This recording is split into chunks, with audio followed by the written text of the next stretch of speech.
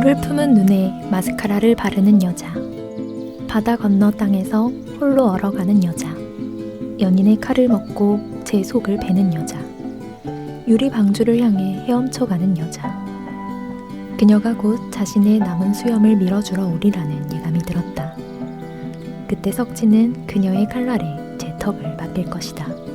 여전히 서로의 정체를 모른 채. 우신영 소설 시티뷰 중 일부를 읽어드렸습니다. 안녕하세요. 문학의 소리를 듣고 전하는 문학라디오 문정의 소리입니다. 저는 오다영입니다.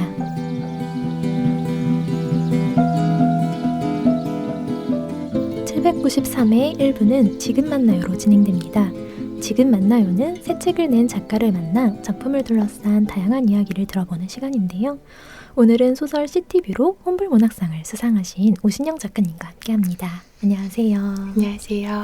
네, 저희 문장의 소리 청취자분들께 소개 한번 부탁드려요. 네, 시티뷰의 작가 오신영입니다.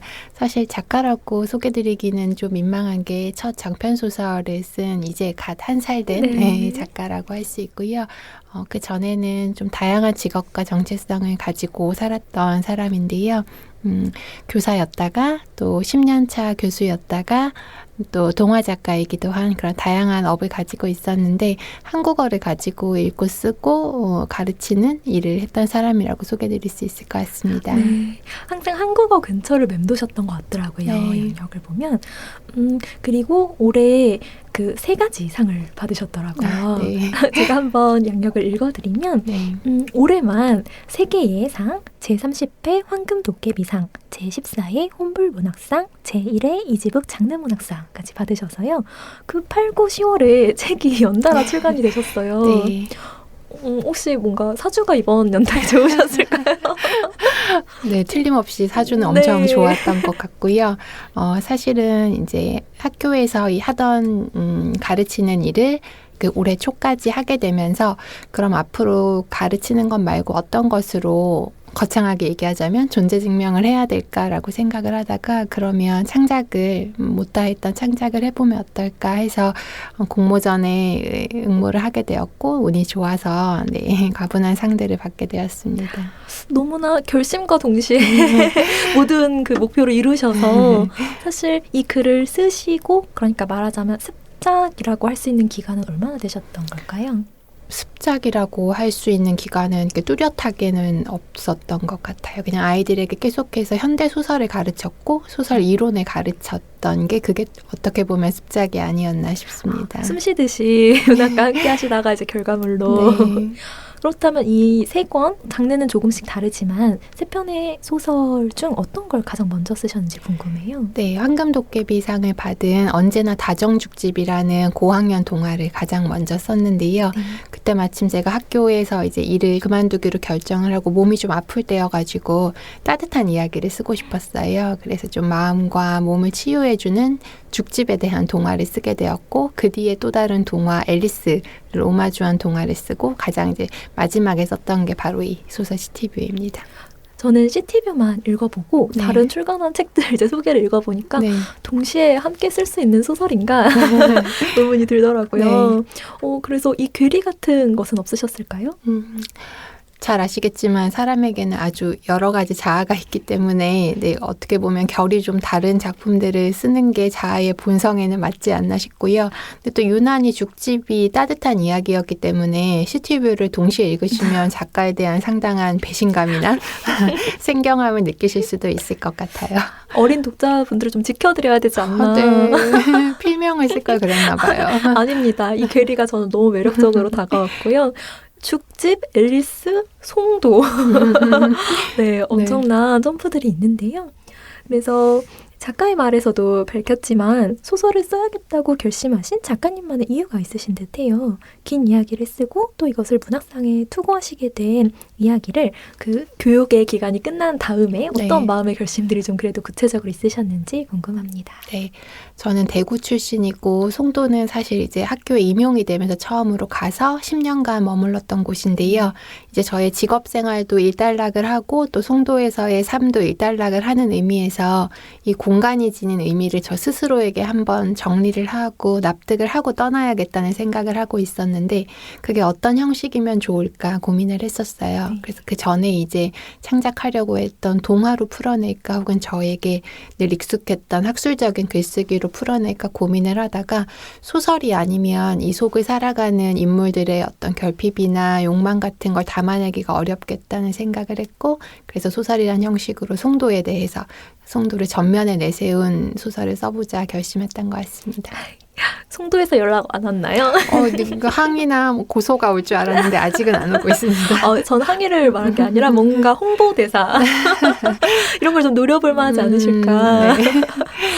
예전에 작가분들이 이제 문학관 그것의 설립에 이제 찬성 반대가 있겠지만 농담이 항상 있었어요. 어디에 대한 소설을 쓰면 거기에 나중에 선생님 작가가 되면 문학관을 지을 확률이 높아진다. 그 멋지고 비싼 도시에 첫 돌을 얹으실 수 있지 않을까 생각했고요. 사실 책을 읽고 나서 아까 작가님과 이제 얘기를 제가 막 나눴어요. 뭐 하시는 분일까? 너무나 이제 아까 욕망도 말씀해 주셨는데 여러 욕망 그리고 여러 직업과 그 처지 입장들의 여러 디테일들을 다 가지고 계신 것 같아서 오늘 드릴 질문이 굉장히 많습니다. 빠뜨리고 간 게 요즘 어떻게 지내고 계세요? 너무 바쁘실 것 같아요. 전혀 바쁘지 않은 백수 생활을 만끽하고 있고요. 태어나서 처음으로 쉬어보는 기간을 올해 갖게 되어서 하늘만 봐도 웃음이 나고 또 이렇게 책들이 나오게 되면서 아직은 본격적으로 독자분들과의 만남을 많이 해보지는 않았지만 그래도 그런 것들을 이제 준비하면서 이렇게 설레는 마음으로 지내고 있습니다. 오늘 처음으로 이제 저희 문장의 소리 청취자분들과 만나는 것이 조금 독자와의 만남일까요? 그렇다면 포부를 한번 밝히고 들어가 볼까요? 독자분들을 향한 저의 포부요. CTV를 읽으신 분들이나 이제 앞으로 읽게 되실 미래의 독자분들께 어떤 소설을 읽을 때 우리가 항상 작가에 대해서 궁금하게 되는 것 같아요. 도대체 어떤 인간의 어떤 이야기일까라고 작가에 대한 내포 작가에 대한 상상을 하면서 소설을 읽어나가시게 되는데 아마 이 CTV를 읽으시면 저라는 사람에 대해서 좀 궁금해지시지 않을까 어떻게 다정죽지가 이걸 같이 쓸 수 있었을까라는 궁금증을 가지게 되실 것 같은데요. 그런 궁금증을 푸는 마음으로 CTV와 또 저의 다른 작품들을 읽어주셨으면 하는 포부를 가지고 있습니다. 아니 소설을 읽을 때도 정말 문장을 척척척 진행하신다고 생각했는데 말씀도 처음 이런 자리에 나와 보시는 것 치고 많이 사람들을 가르친 경험 때문이신지 딱 온점을 찍는 문장으로 말씀을 구사하시네요. 저보다 훨씬 온점을 잘 찍으시는 것 같아서 아닙니다. 부러움을 느끼고요. 제목이 CTV인데요. 제목 이야기를 한번 해보고 싶은데 이 제목이 처음부터 이 소설에 정해진 제목이었을지 아니면 쓰다가 정하게 되신 건지 궁금합니다. 투고할 때는 면도날이라는 써마신 몸에 면도날이 있어서 이제 아무래도 제목을 바꿔야 하나 하는 생각도 있긴 했었는데요. 저는 워낙 상징적으로 중요한 소재라고 생각해서 가고 싶은 마음도 있었는데 지금은 굉장히 만족하는 제목인 게 그렇지 않아도 이 사전 질문지를 보고 편집자분께 얼른 전화를 드려서 편집자분한테 이 제목을 처음에 미셨던 이유를 여쭤봤어요. 그랬더니 아무래도 면도날이라고만 하면 그걸 삼키고 왔던 유화라는 인물에 초점을 맞출 수밖에 없는데 그냥 이 도시를 살아가는 아주 다양한 사람들의 전체적인 조망, 그들이 도시를 바라보는 욕망과 뷰를 다 담아낼 수 있는 제목을 원했다고 하셨고 그래서 CTV라는 좀 더 총체적인 조감도 같은 제목을 미셨다고 들었어요. 편집자님들은 항상 이렇게 훌륭하시더라고요. 네, 맞아요. 항상 위대하세요. 정말 좋은 제목이라고 저도 생각하며 읽었고요. 인천을 배경으로 이제 이루어지죠. 송도를 중심으로 한 인천의 여러 배경들이 나오는데요. 이제 근무를 하셨던 공간이라고도 얘기를 해주셨는데 이야기가 진행되는 인천, 작가님에게 어떤 의미가 있는 공간인지 짧게 설명 부탁드립니다. 저에겐 제가 정말 사랑했던 일을 시작하게 해준 공간이고 또 저의 삶의 보금자리였던 공간이기도 한데 맨 처음 송도에 이사를 가서 느꼈던 건 어떻게 이렇게 예쁜 가짜가 있지? 이런 느낌이었어요. 잘 아시다시피 바다를 메워서 만든 인공도시이기도 하고 야경이 눈부시게 아름다운 곳이기도 하고 상당히 다국적인 감성과 인물들로 세워져 있어서 무국적에 가까운 느낌을 주기도 하는 그런 도시였어요. 그래서 이러한 도시의 이 속성을 잘 파고 들어가면 어떻게 보면 현대 한국이라는 곳의 상징적인 축도를 이 도시를 통해서 말할 수도 있겠다라는 그런 생각을 했었어요. 네. 정말 제가 알고 있는 송도의 정보들도 좀 있었지만 네. 너무나 소설적으로 포착하기 좋은 공간이었구나 라는 생각을 하며 그리고 저는 이제 송도를 좀 살다 온 것 같은 느낌이 들어요. 여기서 너무 많은 디테일한 정보들을 만날 수 있었는데요. 그 여러 감탄이 들 만한 그 디테일들이 있었습니다. 먼저 인물에 관한 작가님의 이야기를 좀 들어보고 싶은데요. 필라테스 원장, 내과 의사로부터 공장 노동자와 횟집 사장님까지 모두가 이야기 안에서 생생하게 살아 움직이는 것만 같았습니다. 작가님께서 인물을 만드실 때 어떠한 것들을 염두에 두고 계시는지 관해 들어보고 싶습니다. 네. 또 외부 인물을 모델로 삼기보다는 아직은 초보 작가니까 제 안에서 여러 결들을 꺼내서 그 결들로 구축을 하는 것 같아요. 그래서 여기 말씀하신 대로 필라테스 원장에게도 저의 일부가 들어가 있고 또 심지어 가장 비중이 작다고 할 수 있는 횟집 주인 같은 경우도 제가 일부러 잘 아는 안동 사투리를 구사를 시켰거든요. 그래서 그런 제 모습들이 조금씩 묻어 있다고 말씀드릴 수 있을 것 같고요. 또 너무 완벽한 인물이나 너무 가엾은 인물을 만들지 않으려고 노력하는 건 저의 나름 작중인물 형상화의 한 윤리인 것 같아요. 완벽한 인물은 재미도 없고 제가 늘 현대소설을 가르칠 때 학생들에게 얘기했던 것과도 어울리지 않아요. 저는 항상 가장 문제적인 인간이 소설에 나와야 한다고 아이들에게 얘기를 했기 때문에 그리고 너무 비참한 인물을 만들지 않으려는 건 소설을 쓰면서 더 그랬던 것 같아요. 가령 이 소설 속에도 불행한 인물이 죽음을 맞는 인물이 나오는데 더 좀 불쌍한 설정을 하나 추가하려고 할 때 편집자 선생님께서 말려주시는 거예요. 그래서 근데 내가 너무했구나 이 캐릭터에게 그런 생각을 하면서 계속 그렇게 캐릭터들과 놀고 대화하는 과정이 지금으로서는 너무 재미있고 흥미로운 것 같아요. 네. 계속 말씀 중 등장을 하는 편집자님 네. 훌륭하신 네, 분을 네. 만나셨네요. 네. 부럽습니다. 이제 말씀해 주셨지만 저는 이제 필라테스를 사실 하고 있어요. 네. 근데 이제 거기서 나오는 어떤 용어, 뭔가 그 어떤 요구하는 그 자세와 정황들이 네. 너무나 진짜 제가 겪었던 어떤 것들이라 너무 흥이 나더라고요. 제가 이걸 읽는데. 그래서 여기에서의 작가님의 여러 모습들을 조금씩 가져두었다고 하셨는데 가장 그럼 어려웠던 인물은 누구일까요?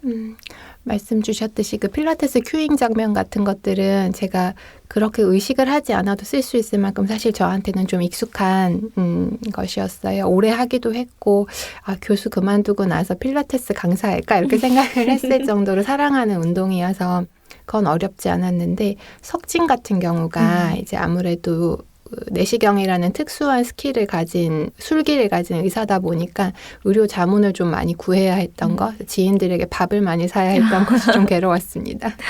정말 작가의 생활을 미리 하셨네요. 이 한 편의 소설에서 여러 작가의 행보를 모두 지나오신 것 같아서 말씀하신 석진이 사실 저에게도 가장 주인공인 인물처럼 느껴진 것이 다른 인물들은 그 인물의 어떤 세속들을 느끼게 하는 상태였는데 석진은 이동을 해요. 변화를 하고 가장 의문스러웠는데 스스로의 욕망을 알아가서 그 인물이 변화한 어떤 상황이라고 느껴졌는데요. 그래서 석진을 떠올렸을 때 작가님에게 어떤 마음 그리고 과정들이 있으셨는지 궁금했습니다. 석진은 어떻게 보면 매력적인 캐릭터는 사실 아닐 수도 있어요. 유화가 지닌 신비함도 없고 수미가 지닌 어떤 톡 쏘는 그런 도발적인 면도 없는 친구인데 그럼에도 불구하고 저는 이 석진에 대해서 쓸 때가 가장 저답다고 느꼈던 것 같기는 해요. 이제 덕적도 출신인데 오직 공부를 잘해서 이제 본인이 꿈꿨던 반짝반짝한 대리석 세계로 입성하게 되는 이 친구 같은 경우는 물론 저와 전기적으로 똑같다고 할 수는 없지만 저 역시도 지방에서 서울에 와서 이제 생을 꾸려가면서 느꼈던 어떤 서걱거림, 서울이라는 곳에 대해서 느끼는 항상 이방인의 시선 이런 것들을 석진에게 저도 모르게 투영하고 또 그의 성장을 응원하는 마음으로 결말에서 그가 자기의 상처를 대면하게 계속 추동해 나갔던 것 같아요. 네. 소설에서도 한번 서걱거림이라는 표현이 나와요. 네. 여기에 있는 그 석진을 표현하는 가장 적절한 말이 네. 아닐까 네. 싶은데요. 작가님께서 사실 구사하시는 여러 그 문장은 속도감 있게 슥슥 읽히지만 가끔씩 일상생활에서 잘 쓰이지 않는 단어도 되게 풍부하게 사용을 하시더라고요. 네. 선생님이셔서 그러실까요? 네, 네. 그러지 않으려고 했는데 저도 네. 모르게 계속 그래도 어쨌든 책상 물림이다 보니까 잘 쓰지 않는 고풍스러운 단어들을 쓰게 되는 것 같았고 또 저희의 독서 시대를 채웠던 리스트들이 아무래도 박경리 선생님의 토지라던가 이런 말밭이 풍부한 책들이었기 때문에 계속 숫제라던가 뭐 이런 지금의 젊은 세대들한테는 당황스러운 단어들이 많았던 것 같아요. 그런 평들도 가끔 듣기는 하는데 그럼에도 불구하고 그런 단어들로 인해서 페이지를 넘기는 속도가 느려지진 않게 하려고 애를 많이 썼던 것 같아요.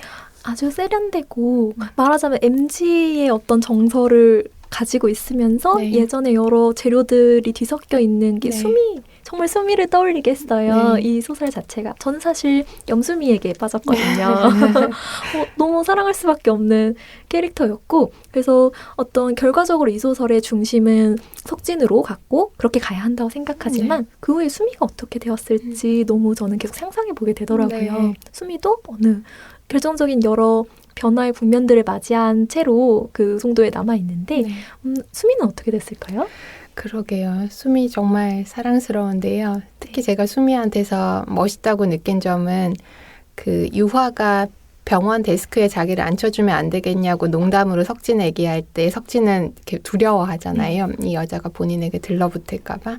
반대로 수미는 아주 쿨하게 헬스 트레이너인 준이를 자기 샵에 꽂아준단 말이죠. 그래서 아주 의리 있는 여인이고 체육인이다. 진정한 그런 생각을 했는데요. 진정한 체육인이다요? 네. 네. 그런데 제가 결말로 갈수록 수미의 목소리를 충분히 발화해주지는 못했다는 생각을 방금도 하고 왔었어요. 그래도 변화의 단초라는 걸 굳이 추론해보자면 하지 않던 타투를 새겼다는 거. 준이와 같이 커플 타투를 날개 타투를 했잖아요. 그게 어떻게 보면 과거의 강박이라던가 왜곡된 인지로부터 좀 벗어나려고 하는 어떤 단초가 작은 단초가 되지 않을까? 네, 제 마음 안에서는 살아서 계속 나아가고 있습니다. 감사합니다. 유아는 네. 스스로 칼을 집어 삼키는 인물로 그려집니다. 네. 그로 인해 병원에 자주 방문하게 되면서 석진과도 연결이 되는데요. 유아라는 인물을 그리실 때 이러한 행위를 한다는 것을 처음부터 염두에 두셨는지 이 인물이 지속적으로 칼을 먹는 행위를 하는 이유에 관하여서 작가님의 생각을 들어보고 싶습니다. 네. 칼을 누군가가 삼킨다. 이게 이 소설의 맨 처음 시작점에 제 머릿속에 꽉 차 있던 이미지였어요. 면도날이었으니까요. 네네네. 제목도. 그리고 물론 그 송도라는 곳에서 벌어지는 불행한 일들에 대한 기사 때문에 쓴 소설이기도 했지만 의사인 지인이 면도날을 주기적으로 삼키고 오는 정말 환자들이 가끔 있다고 저한테 얘기를 해줬었거든요. 그걸 보고 어떤 마음으로 칼을 삼키고 의사에게 와서 내시경을 받는 걸까? 그들의 마음은 뭘까? 이걸 자꾸 서사적으로 상상을 하다가 오게 된 거고 또 유화가 그런 칼을 먹는 캐릭터로 설정된 이유는 글쎄요. 항상 제 주위에 그리고 제가 가르치는 학생들 중에 자기 몸을 전쟁터로 삼는 학생들이 참 많았던 것 같아요. 네, 특히 여학생들 중에서 자기 몸을 거주하기에 충분히 안전치 못한 공간이라고 생각을 해서 계속 그런 식으로 본인을 상처 입히거나 혹은 수미처럼 어떤 특정한 형태의 육체를 만들려고 계속 스스로를 괴롭히는 사람들을 참 많이 봤던 것 같고 저 역시도 한국 사회에서 살면서 저에게 그렇게 편안함을 느끼지 못했던 것 같고요. 그래서 꼭 그런 이야기를 스스로의 몸을 베거나 성형하면서 살아가려고 분투하는 사람들의 이야기를 다뤄줘 보고 싶다고 생각을 했었어요. 목소리를 어떻게 보면 잃어버려서 몸으로 발화하는 걸 테니까요. 목소리의 생각도 미처 못했는데 지금 들어보니까 너무 적절하네요. 유아가 가장 여기에 나오는 인물들 중에서 신비롭다고 한다면 그 목소리가 가려져 있기 때문에 우리가 계속 생각하게 되는 지점이 있는 것 같고요. 그 칼을 삼키면서 또 인물들은 몸에서 화기를 느끼잖아요. 그래서 저는 이 소설 읽고 나서 그 화기와 얘기, 칼의 얘기 이 두 가지를 단어를 적어두고 계속 생각을 해봤는데요. 인물들마다 이제 삼킨 이 속에 있는 나를 해칠 수도 있지만 꺼내서 이것을 해소를 하면 조금은 이제 누를 수 있는 어떤 것 화기와 얘기를 가지고 있는 것 같은데 작가님은 도대체 어떤 분일까를 자꾸 생각하면서 작가님에게도 이런 화기와 얘기가 있을까 궁금했습니다. 네, 저도 뭐 당연히 모두가 그렇듯이 여러 가지 색깔과 강도의 불들을 가지고 있는 것 같고요. 그래서 끊임없이 말을 하고 말을 찾고 또 누군가의 말을 대신해주고 그런 행위를 하면서 버텨나갔던 것 같아요. 그래서 어디선가 문학이 씻김굿이다? 네, 그런 비유를 읽었던 적이 있는데 작가로서는 본인의 씻김굿을 그런 문학적 발화로 하기도 하고 또 타인의 어떤 아픔 같은 것들을 씻어주는 행위를 문학으로 하기도 하는 것 같아요. 여기 안에도 이제 어떤 유아의 집안 내력처럼 신적인 그 무속적인 부분들이 조금씩 나오는데 작가님도 그 무속에 관심이 조금 있으신지 궁금합니다. 무속에 대한 관심 정도가 아니라 저에게는 사실 전 나이가 좀 있기 때문에 저에게는 무속이라는 게 뭐랄까요? 특정한 종교라기보다는 그냥 약간 생활의 지혜 같은 거 어릴 때부터 너무 익숙한 그냥 약간 생생정보통 같은 느낌으로 항상 뭔가 팥이 들어간 주머니를 넣어주신다던가 아니면 뭐 상갓집 갔다 오면 소금을 던져주신다던가 이런 것들이 익숙했던 문화권에서 컸기 때문에 그거에 대해서 어떤 한국인의 심성이나 멘탈리티를 보여주는 굉장히 좋은 문학적 소재라고 생각을 하고 있어요. 네. 저 역시 사실 관심이 많은 게 무속은 우리가 되게 뭐 미신? 뭐 좀 위험한 그 유사과 이런 쪽으로 접근을 하지 않는다면 아주 오래된 문화의 일부이고 그래서 언어에도 너무 많이 침투해 있잖아요. 그래서 되게 많은 공부를 자연스럽게 재밌어서 하는 공부이고요. 그래서 유아에 대한 생각을 떠올릴 때는 최근에 우리나라에서 되게 관심사가 열풍이 불었던 무속에 대해서도 생각해보게 되었습니다. 나중에는 이런 주제로 작가님의 어떤 이야기가 나오게 될까요? 네, 마침 지금 쓰고 있는 것이 샤머니즘에 대한 것이에요. 왠지 그럴 것 같다. 왠지 제가 그러지 않을까 싶어서 그러니까 아시는 것이 정말 많으신데 그것이 이렇게 술술 어떤 거대한 공간처럼 지도처럼 펼쳐져 나오시는 분인 것 같아서 한 편 쓰시겠는데? 생각했는데 근데 주위 분들이 걱정을 많이 해주세요. 그 공부를 너무 깊이 하면 안 된다. 눈빛이 점점 이상해지는 것 같다. 근데 말씀 주신 대로 종교라기보다는 굉장히 저는 사실 예쁜 마음이라고 생각해요. 여기도 신이 깃들어 있어. 저기도 소중한 게 성스러운 게 깃들어 있어. 이 아무것도 아닌 정화수 물 한 그릇에도 빌 수 있어라는 마음 자체는 굉장히 우아하고 아름답다고 생각을 하거든요. 그래서 그런 것들을 담아낼 수 있는 글을 써보고 싶어요. 그렇군요. 한마디 말만 더 무속에 대해 덧붙이자면 그게 인간을 돕고자 하는 마음에서 움직이더라고요. 저도 그래서 다음 차기자, 벌써 차기작이 있으시다니 기계 아니신가요? 소설 기계가 되시려고 하시는 걸까요? 천천히 쓰겠습니다. 네, 기대하고 있겠습니다. 그렇다면 석진이 유아에게 끌리는 이유가 무엇인지도 궁금합니다. 그것이 남녀 사이의 흔한 이끌림 정도의 감정은 아닌 것 같아요. 두 사람의 관계를 통해 작가님께서 이야기하고자 하였던 부분에 관하여 들어보고 싶습니다. 네, 말씀 주신 대로 두 사람은 그렇게 막 섹슈얼한 관계, 시각적인 관능으로 서로에게 매력을 풍기는 관계는 전혀 아니고요. 그렇게 보이지 않으려고 애를 썼었고요. 굳이 말하자면 측은지심을 느끼는 한편으로 본인의 가장 바닥을 서로 들여다볼 수 있게 하는 존재가 아닌가 싶습니다. 그런데 신비로운 면모를 가졌기 때문에 유아라는 인물이 자칫 좀 어떤 판타지적인 존재로 보일까봐 또 적어대는 부분도 있었는데요. 그 남성 인물의 성장을 위해 소비되는 인물이라기보다는 오히려 석진의 공고했던 대리석 세계에 균열을 내는 인물로 봐주셨으면 좋겠다고 생각이 들어요. 네, 소설의 마지막에서는 유아의 전화번호, 지웠던 그 유아의 전화번호가 떠오르면서 마지막에 끝나게 되는데 이 소설을 쓰면서 그 마지막 장면을 염두하고 끝까지 달리셨는지 아니면 소설을 쓰다가 그 장면에 이르셨는지 궁금합니다. 네, 전화번호를 회상해내는 설정은 전혀 없었고요. 그냥 면도를 마친 본인의 얼굴을 응시하는 장면으로 끝나고 있었는데 1교, 2교 끝나고 마지막 3교 때 불현듯 편집자님과의 제가 사랑하는 곽수빈 편집자님과의 깊은 대화 끝에 그래도 조금 더 재회의 가능성을 독자들에게 풍겨주면 어떻겠냐는 말씀을 주셨고 저 역시 좋다고 생각이 되어서 그렇게 했습니다. 정말 마지막에 그 정도 교정대에 들어간 거면 정말 네. 뒤바꾼 거거든요. 네네. 돌아온 유아, 마음에서 납득이 되셨나요? 네, 납득도 됐고 어릴 때부터 수학 경시대회 늘 1등만 하던 석진이 부인의 전화번호는 끝내 외우지 못했는데 유아의 전화번호는 기억해낸다는 점에서 유아와 석진이 어떻게 보면 같은 자리에서 같은 결핍에서 자란 남매처럼 느껴지기를 좀 바라는 마음으로 썼습니다. 수학 올림피아드를 받은 이자가 네. 모든 인물이 그러하겠지만 저는 아까 이제 수미를 좀 애착을 했다고 네. 했는데 작가님께서 유독 마음에서 떠나지 않은 인물이 있다면 누구였을까요? 저 준이요. 준이에게 좀 더 나을 듯하다가 이제 네. 나중에는 퇴장하잖아요. 네. 어땠을까요? 그러게요. 준이의 삶과 준이의 동거녀인 채원의 삶에 대해서는 계속 저도 관심이 가고 이 친구들 어디서 지금 동거하고 있을까? 헤어졌을까? 계속 그런 생각을 해보는데요. 그건 제가 학생들을 가르쳤던 또 직업을 가졌던 것과 관련이 있는 것 같아요. 항상 20대 친구들을 보면서 약간의 부채감, 미안함, 그 친구들의 어떤 쉽지 않은 삶의 조건들에 대해서 마음을 계속 쓰게 됐던 기성세대로서의 어떤 그런 마음이 준이를 볼 때에 준이란 인물에 대한 그런 미안함과도 닿아 있는 것 같은데요. 준이는 어떠셨어요? 저는 준이야말로 나중에 이 아이가 뭔가 이 판을 사실 이거를 어떤 이제 아주 자극적인 드라마로 간다면 준이가 키포인트 배우잖아요. 네.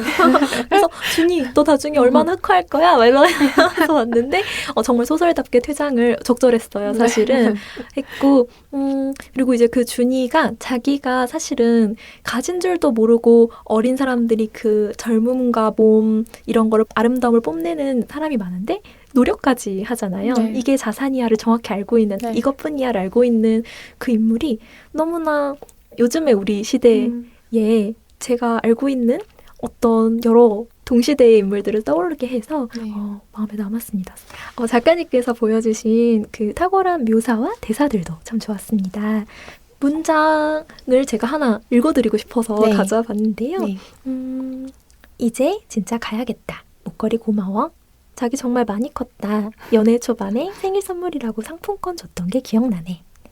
내 딴엔 실용적이라고 고른 거였는데. 딸기 케이크 한 조각은 선물이 될 수 있어도 20kg 쌀 한 포대는 선물이 못 돼. 쌀 포대가 더 비싸도 말이지. 선물의 세계에선 무용한 게 유용하고 유용한 게 무용하다니까. 그럼 가장 무용한 음식인 디저트는 왜 뛰어넘어? 크렘블레 안 먹고 가? 40 넘으니 당 들어가면 가차 없어. 먹는데 3분, 빼는데 3개월. 말과 달리 군살 한 점 없는 배를 두드려 보이며 수미는 손을 들어 서버를 불렀다. 여기 빌지 주세요. 빌즈라는 기묘한 단어를 석진은 수미에게서 처음 들었다. 발렛 파킹, 컴플리멘터리, 올 인클루시브 서비스. 낯선 단어를 제 사전에서 꺼내 쓰는 수미의 당당함에 속절없이 매료당했다. 네. 수미와 이제 석진의 정말 이제 이 둘의 관계를 보여주는, 적나라하게 보여주는 대사인데요. 오랜만에 장편 소설의 승차감을 느끼며 이렇게 막 싱싱 달리는데 이런 입말이 살아있는 대사가 제 몫을 톡톡히 했던 것 같습니다. 인물의 욕망과 처세가 보이는 그리고 관계의 구도와 긴장이 느껴지는 대사를 참 잘 쓰시는 것 같아요. 그래서 문장을 쓸 때 특별히 고려하는 부분이 있으신지 그리고 대사를 쓰는 작가님만의 팁이 있으신지도 궁금합니다. 원래 대화를 즐기기도 하고 또 대화가 유산소 운동이라고 생각하는 사람이라 이렇게 톡톡 튀는 대화들을 평소 주고받는 걸 즐기기도 하는데요. 소설에서 그걸 구현할 때는 이 친구라면 지금 어떤 자세로 커피를 먹고 어떤 자세로 나랑 눈을 맞추고 무슨 표현을 사용해서 이 사태를 묘사할까라는 생각을 계속 해보는 것 같아요. 순간적이지만 가끔 그 친구들을 빙의해보기도 하는 것 같고요. 이게 교육자라는 직업이 생각보다 배우와 많이 닮아 있거든요. 수업을 한다는 게 일종의 퍼포먼스고 공연인데 예를 들어 공무도화가를 가르칠 때는 백수광부의 처에 빙의해서 수업을 하고 뭐 이런 식으로요. 네. 그러다 보니까 장편 소설을 쓸 때도 그 특정 인물에 빙의해서 그 인물의 목소리, 제스처, 손짓, 화장법 이런 것들 하나하나 다 상상해보고 구현해보고 하게 되는 것 같아요. 아니 유산소 운동이라고 말씀을 해주셨는데 네. 제가 읽으면서 그런 어떤 스포츠적인 근육의 움직임을 좀 네. 느꼈던 것 같아요. 왜냐하면 인물들이 자기의 생각을 그냥 바로 하고 있는 게 아니라 어떤 둘 사이의 관계에서 이루어지는 텐션으로서 나오는 네. 진짜 마음, 어떤 관계에서의 어떤 태도들이 잘 드러났던 것 같아서 운동이네요. 근질이 좋은 대화를 쓰고 싶어요. 네. 혹시 작가님 어릴 때 운동하셨나요? 그렇진 않은데 몸이 약한 편이어서 더 강박적으로 여러 가지 운동들을 계속 찍먹해보고 다니고 있는 것 같아요. 그러다가 네. 필라테스에 정착을 하셨을까요? 요새는 또 PT나 이런 데 관심이 있어요. 왜냐하면 운동 자체는 잘 못하지만 그분들이 저를 가르치는, 저라는 굉장히 저질의 신체를 가르치는 그 화법이 너무 저에게는 흥미롭거든요. 그래서 교육자일 때는 그분들의 교수화법에 이제 관심을 가졌고 지금은 그분들이 어떤 단어나 은유를 사용하시는지가 너무 흥미로워요. 특히 필라테스 하신다고 하니까 아시겠지만 은유의 꽃밭이거든요. 그러니까 이것을 어떻게 전달해 줄지 생각하시다가 그 네. 느낌을 어떤 언어로, 그 정립된 언어로 전해 주시는데 그전엔 생각도 안 해본 맞아요. 어떤 근육의 느낌이잖아요. 맞아요. 그리고 이렇게 필라테스 할 때 꼬챙이에 꽂힌 것처럼 네. 꼿꼿이 서세요. 이런 표현들이 저는 막 너무 재밌는 거예요. 그래서 이걸 써보고 싶다고 생각을 했어요. 하나하나 척추를 세우며 맞아요, 맞아요. 어제 제가 굉장히 필라테스를 많이 하고 오면서 내일 우신영 작가님 만나면 이 아픈 팔로 이야기를 나눠야지 생각했습니다. 이번 작품을 집필하시면서 이것을 가장 염두에 두고 썼다 하는 부분이 있으실까요? 아까도 잠깐 나왔던 얘기이긴 한데 최대한 그래도 다양한 계층과 캐릭터를 보여주는 단어들을 좀 많이 구사해보고 싶다는 생각을 했던 것 같아요. 왜냐하면 점점 한국어에 좀 말밭이라는 게 작아지고 있다는 생각을 가르칠 때는 하게 됐던 것 같아요. 그래서 아이들은 너무 적은 단어로 효율적으로 생활을 유지를 하고 있더라고요. 그래서 여기서 이런 거 써도 되나요? 그럼요, 그럼요. 헐, 대박, 뭐 쩐다 이런 걸로 네. 굉장히 자기들은 만족스럽게 이제 언어 생활을 영위하고 있었는데 국어 선생으로서 또 그런 게 마음이 아프더라고요. 그래서 우리 말이 가지고 있는 굉장히 결이 다양하고 깊이와 넓이가 상당한 단어들이 있는데 그걸 다음 세대로 연결해주는 것이 또 문학의 한 역할이기도 하고 소설이 잘할 수 있는 역할이기도 하다는 생각이 들었어요. 그래서 한 세대와 세대의 감성 구조, 한 세대와 세대의 언어 구조를 연결해주는 역할을 많은 문학인들이 해주셨으면 또 독자로서 바라고 있어요. 네. 저도 읽으면서 그리고 평소에도 많이 했던 생각인데요. 네.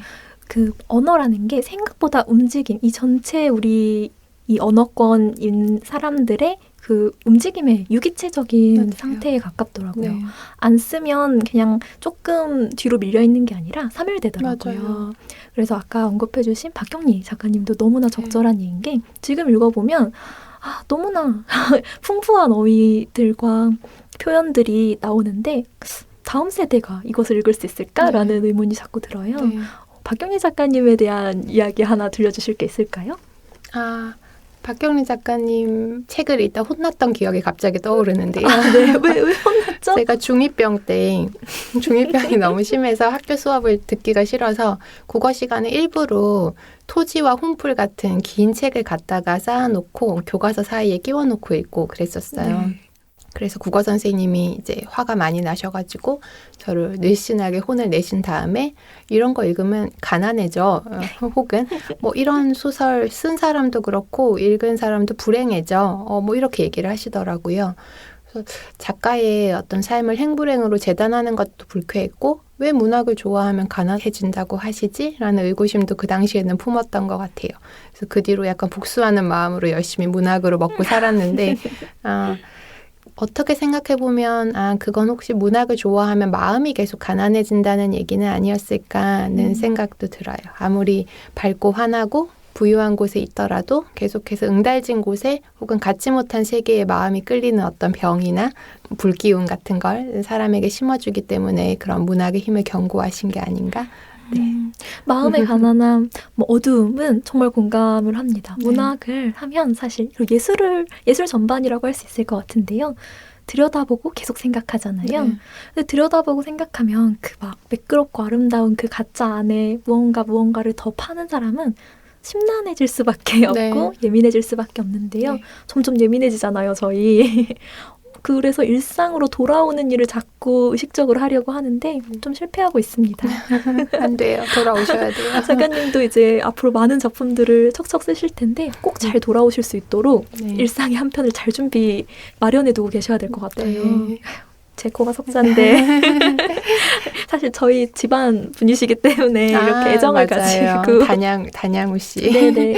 저희 우씨가 흔치 않은 성이고 다 거의 한 집안이기 때문에 네. 여기 안에서도 중국인 조선족의 이제 성씨도 저희랑 같은 성을 맞습니다. 향해서 네. 너무나 재밌게 저랑 혹시 학렬이 같지 않으실까요? 나중에 이거 끝나고 한번 네. 어느 공판지 들어보고 네. 저희 보도록 하고요. 이렇게 이야기를 나누다 보니 작가님께서 이제 창작하시는 모습도 좀 궁금해지는데요. 주로 어디에서 소설을 쓰셨나요? 최근에 이제 압축적으로 많은 작업을 하셨을 것 같은데 네. 작업 루틴이 궁금합니다. 네. 저는 와식 생활을 굉장히 좋아하는 사람이라 집에 있으면 눕기 때문에 네. 절대적으로 밖에 나갑니다. 그리고 글 쓰는 공간은 한 10년 전부터 스타벅스로만 정해져 있어요. 그때 입덧이 굉장히 심할 때 박사 논문을 써야 됐기 때문에 집에 있으면 계속 토하고 울고의 연속이었기 때문에 스타벅스에 가서 그래도 남들의 시선 속에서 쓰는 길을 들였고 지금도 스타벅스 3군데를 돌아다니면서 한 군데만 가면 너무 알아보실까 봐 3군데 돌아다니면서 쓰고 있고 시간도 정확하게 지키려고 하고 있어요. 지금 너무 키포인트가 많았는데 차례대로 여쭤보면 네. 입덕과 박사 논문 이제 공존할 수 있는 건가? 되더라고요. 해야 하니까 됐던가요? 네. 그때 어떤 주제로 박사 논문을 쓰셨을까요? 이상의 날개에 대한 박사 논문이었는데요. 태교에 좋지 않았어요. 아니 너무 문학인생 아니신가요? 제가 아까 제 몸에 거주하는 게 편하지 않았다고 말씀드렸던 게 어떤 여성으로서의 육체적인 경험, 특히 임신과 출산의 경험과 큰 관련이 있는데요. 공부하고 학문하고 글 써야 하는 행위와 이 또 여성으로서 겪어야 하는 그런 신체적인 경험과 너무나 배치될 때가 많더라고요. 그런 것들을 해나가느라 고통스러웠던 게 지금은 소설 쓰다 보면 오히려 자산이 되기도 하는 것 같아요. 아이고요. 혹시 독자분들과 만나는 기회가 있으셨는지 좀 궁금합니다. 사실 책이 나온 지가 이제 몇 달 안 된 상태이긴 네. 한데요. 인상 깊었던 책의 감상이나 독자분이 있다면 들려주셨으면 좋겠습니다. 네, 제가 11월부터 아마 북토크나 강연들 이런 것들이 있을 것 같아서 아직 이렇게 물리적으로 눈앞에 실존하는 독자분들을 많이 뵙지는 못했는데요. 그래서 평을 찾아보면서 가끔 독자분들의 생각을 이제 훔쳐보곤 해요. 네. 그래서 사전 질문지를 보고 얼른 그 서점, 인터넷 서점 사이트에 들어가서 리뷰를 하나 봤는데 이런 리뷰가 있더라고요. 이걸 보고 나서 과연 우리는 목구멍으로 무엇을 삼키며 오늘 하루를 살았는가라는 백자평을 달아주신 분이 있었어요. 그래서 독자한테 질문을 받을 수 있는 게 소설가의 또 삶의 즐거움이구나라는 생각을 했어요. 그래서 나 오늘 내 목구멍으로 뭘 삼켰지? 어떤 음식을 넘기고 또 어떤 모멸감을 삼키고 살았지? 이런 생각을 독자분 질문 덕에 할 수 있게 돼서 굉장한 즐거움과 감사함을 느꼈어요. 밤이 선생이다라는 황현 황현 선생님의 선생님. 제목처럼 독자가 맞아요. 선생입니다. 맞아요. 저도 많이 배우고 있어요. 혹시 나중에 이제 여러 가지 평, 납득하지 못하는 어떤 평들도 받게 되시는 경우가 생기실 텐데 그럴 때를 대비한 어떤 마음가짐이 있으실까요? 저는 변태 중에 상변태라 악평 좋아하고요. 왠지 그러실 것 같아서 여쭤봤어요. 네. 너무 재밌잖아요.